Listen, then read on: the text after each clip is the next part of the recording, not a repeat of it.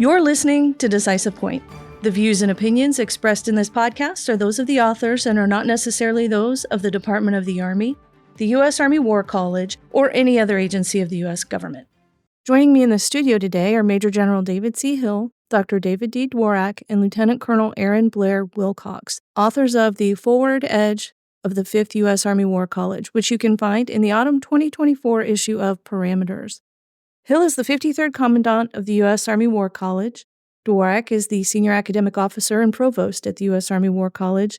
Wilcox is an Assistant Professor and Deputy Director in the Strategic Land Power and Futures Group at the U.S. Army War College. How did this project get started, and what is the fifth evolution of the U.S. Army War College? What factors drive this evolution? About a year ago, as I was PCSing to Carlisle Barracks, I was moving into my house, and my neighbor across the street sort of sauntered on over, normal PCS pleasantries. He's like, "What are you doing here? Where are you working?" And I told him I was working in the Center for Strategic Leadership at the Army War College, and he took a step back, and he's like, "I know a thing or two about CSL." Come to find out, he was the first director in the early 90s, a guy named Doug Campbell. And so we were talking back and forth for a while and sort of learning about what CSL was and talking about now what I knew it to be in its current form.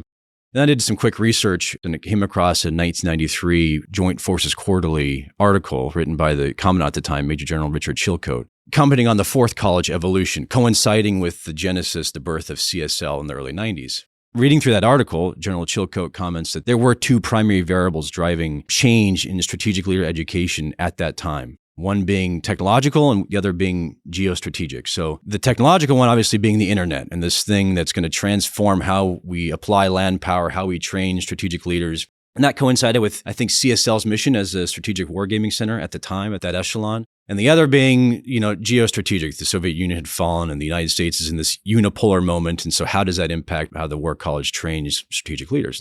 I found that interesting, talked to Doug about it and took a step back and thought, well, I think the same thing might be happening now. 30 years later, we're facing some technological shifts, the advent of AI, and some geostrategic shifts with near-peer competitors, referencing back to the General Milley paper, Strategic Inflection Point, where he talks about strategic loss in Afghanistan. And so I wrote this concept of a fifth college evolution and gave it to General Hill and Dr. Dworak and was like, if you think there's something here, I would love to support. And it kind of blew up from there. So I think there was. It's been a pleasure to partner with Blair and Dr. Dworak on this effort. And to his point, 30 years after the Chilcote article in Joint Force Quarterly, the 2023 article by General Milley that clearly and almost explicitly made reference to a framework that Harry Ball had advanced in his book about what drives change at an institution like ours, were articulated in his article, specifically changing character of war and changing global order. As we were reflecting on guidance from our Army senior leaders to strengthen our profession and transform continuously, all of the characteristics in his framework for analysis of the Army War College were sort of satisfied. And it really helped us think critically about the levers we're pulling here for change as we look to be relevant today and in the future.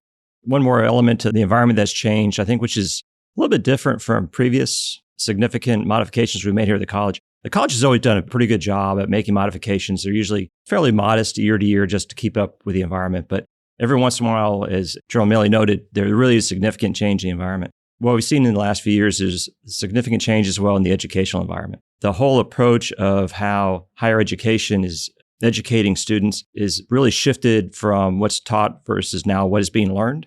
And that's taken us down a path of how do we really allow each student to get the most of their educational experience, regardless of the length of time they're here. That really drove us to realize we are now in a time of really significant change here at the War College. How's the U.S. Army War College adapting its curriculum to meet the demands of modern warfare? I'm really interested to hear about this in regards to human-machine teaming and artificial intelligence.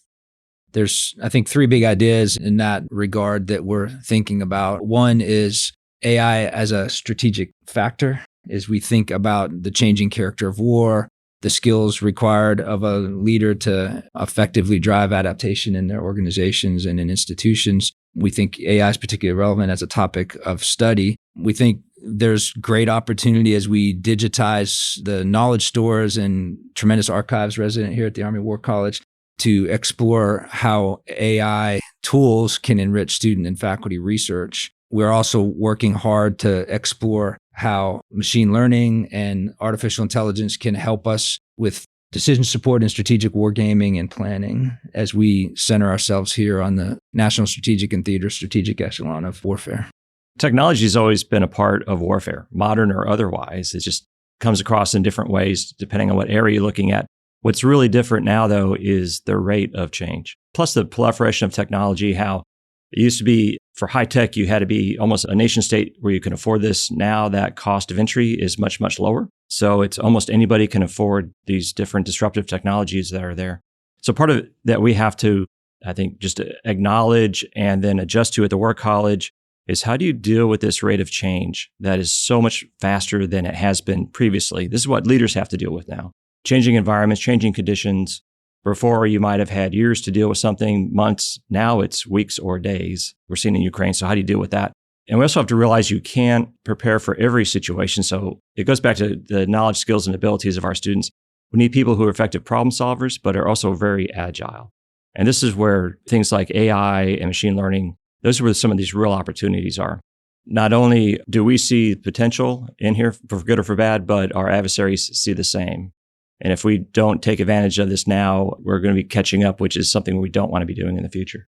Coming from 5th Corps in my previous assignment, I had the privilege of working there before and after the February 22 invasion. Particularly after the invasion, I remember being sort of locked in a room with me and probably 4 other planners doing crisis action response planning for positioning combat capable forces on NATO's eastern flank.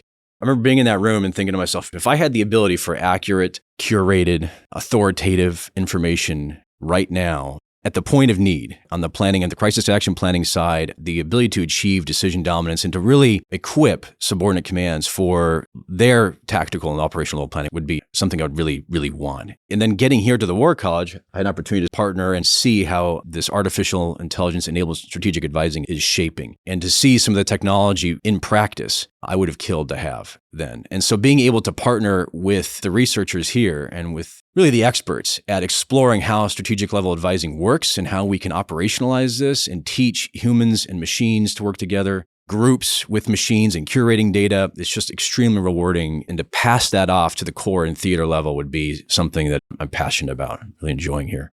What's really exciting, this is almost like the 1990s, the early 90s, when the internet was just coming out. We had access to it, but no one really knew its capabilities or where we would end up. We're in a similar situation right now with AI and machine learning. We see some of the potential, but we're on this journey. Collectively, we don't really know what the capabilities are, but we're out there experimenting, trying to see what's in the realm of the possible. Tailorable education. Why is it an important part of the U.S. Army War College strategy, and how does it address the diverse needs of students with different backgrounds and expertise?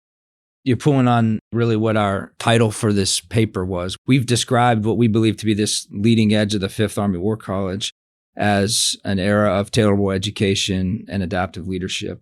Here, we are supporting an arm of the Headquarters Department of the Army as it's been on a multi-year journey to transform how it manages talent from an industrial model that was fixed around a limited number of variables that we understood about individuals to an assessment-driven mindset of growth. And how that applies to us here at the Army War College is we take our responsibility very seriously to allow each learner that comes here to develop as much as possible. We say move the needle as far as we can for each student that studies here in the 10-month experience. We have a strong core curriculum that is based around a professional body of knowledge, which is substantial and accounts for a majority of our contact hours here at the United States Army War College. And while that I don't think will change substantially, we are recognizing that with a battery of assessments that we expose our students to coming into the Army War College, they can understand themselves better, we can understand cohorts better, and we can make modifications on the margins and perhaps some more substantial ones in the years ahead in the mindset of deliberate transformation here that account for preference, closing gaps in particular students, the fact that they'll all enter at different points around that strong core curriculum in terms of experience and understanding. And so it's just a rich environment for us here as we think about helping them to go back to organizations around this idea of adaptability. There are scholars that have argued that leadership is the most important part in any framework for thinking about adaptation in organizations at the tactical edge and as institutions as large as the United States Army. And so we're thinking about that as an institution. And then as we think about building skills in our students that will graduate here continuously and lead this Army out to a bright future.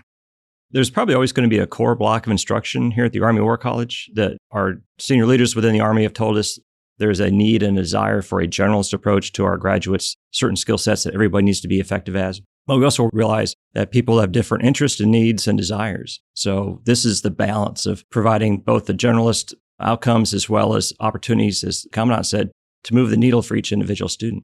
The challenge for moving the needle is from where to where. What are those assessment tools that allow us to accurately say, for this particular student, you're effective, or maybe have some areas of improvement in this area or that area? And that's the key, is having an assessment tool that can measure that and provide objective measures then that not just the War College, but the Army can use. This is also tied to a bigger effort. There's a lot of assessments being done in the Army right now to include the different command assessment programs. So part of what we need to do is not just develop our assessment tools here ourselves, but also work with the larger Army enterprise to say, who else is doing it? What are those key knowledge, skills, or behaviors that we see in leaders? And now as we start tracking it through their different levels of their career, do we have access to it? Can we measure it? And do the students, the individuals, the officers know about them so they can work on them throughout their whole career, not just here at the Army War College? What roles do international collaboration and the integration of international officers play in the strategic vision at the War College in light of the increasing need for multinational operations? Any future conflict that we engage in as a nation, our Army will fight as part of a combined and a joint force. It's important for us to bring joint force perspectives from a U.S.-centered aspect to this multinational coalition that comes together here every year in a resident student body class. This year, 81 officers from 77 different nations studying together. And, several years ago, the Chief of Staff of the Army wrote a white paper about the Army and competition. And they talked about things that the Army brings to the table as we look to deter future conflicts, not to promote war, but to preserve peace. And he talked about adding credible deterrence options into the joint and combined toolkit, to demonstrating core competencies in operations and training, and then importantly, to expanding land power networks. And I think that's where professional military education and cooperation together in classrooms has great potential. And we're excited to bring partners here that we know will go on to important levels of leadership in their own nations. And that speaks to great opportunity working together in the future. The international fellows in our classroom are so important because I've seen it firsthand over the years. If we have just a U.S.-centric student body and you give them a problem to solve, especially an operational problem, they tend to very quickly drive to a U.S.-centric solution, usually heavy in the military application of power. And it's interesting when we have a number of international fellows in the room, especially a seminar that's mostly IF, they'll very often come up with a very different solution, which may be much, much more appropriate for that regional setting or for the global setting. That's the value of bringing these different perspectives into the seminar room. We've been working with a number of international partners for a number of years, and we had some really great experiences. And what we found is in those cases where there's a deliberate investment from both parties, each one sees the other as an equal partner, they're very, very effective. So we're helping share best practices in institutional improvement and faculty development and curriculum development and reviews, student assessment. There's lots of different areas we've been working with. It's really amazing how these partnerships have outcomes and benefits that no one ever thought of at the beginning. But we also found it takes a lot of time, it takes a lot of effort, and they're multi-year efforts, and it needs to be sustained over time as well. Initially, the thought was you go in for a few years, you have a program, and when it's done, you're done. And we've realized working with some partners, say like in Nigeria, that no, you're in there and you achieve your initial aims, but then if you want to continue that relationship to even higher level, you got to keep it going. So what does that look like? I know your line, sir, that, IF presence here is like a superpower of the Army War College I found to be persuading. I'm sitting in a seminar right now. There's an Iraqi officer and a Hungarian officer and a Serbian officer, and to see them collaborating with the American officers in the room and the interagency that are in the room, it's cool to see. As we tackle problems that are not unique to us, but then getting perspectives that are unique and help me think and see things in different ways from an international perspective it's really rewarding. Stephanie, if I could say one more thing on that.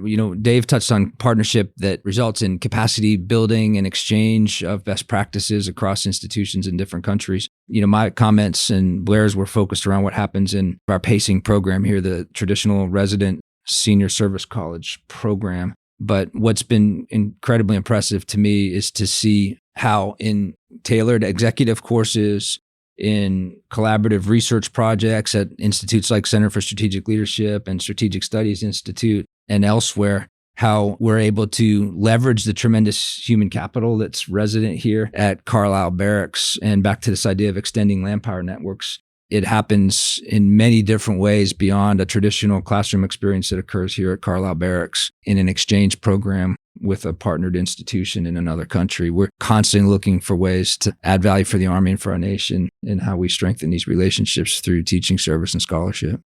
And we've seen with initiatives such as the International Fellow Continuing Education Program, there's a real desire from our alumni and from the regional partners to continue these relationships, periodic engagements, just catching up with each other and what's going on in the strategic environment is real value. Before we go, did we miss anything? Do you have any concluding thoughts? This has been an extremely rewarding project for me. Sort of spend 1 year here to focus on this, learn about the institution. I look forward to continuing that. So I appreciate the opportunity. Thanks. When you look at the number of the thoughts or the initiatives, most of those aren't driven down from the top either. Those are all things that have come up from the faculty and the staff and realize that there's real opportunities to seize onto. And that's, I think, the real value of the War College is people out there who have an idea and a little bit of resourcing. And it's just amazing what they can accomplish just with a little bit of time. I'll come back to where we started, Stephanie. I think the idea is America's position in the global order and the global order itself is changing. The character of war is changing. As professionals, we're constantly evaluating the role of the Army as an institution, the role of the military profession. And so we have a tremendous professional responsibility here at the United States Army War College to change as those forces of change externally to the college drive us to revising learning outcomes, modifying our approaches to teaching and learning here at the college, and continuing to be the nation's institution of choice for developing strategic leaders. What a great note to end on. Thank you all for joining me today. Listeners, you can download the article at press.armywarcollege.edu/parameters. Look for Volume 54, Issue 3. For more Army War College podcasts, check out Conversations on Strategy, SSI Live, Classic Dialogues, and A Better Peace.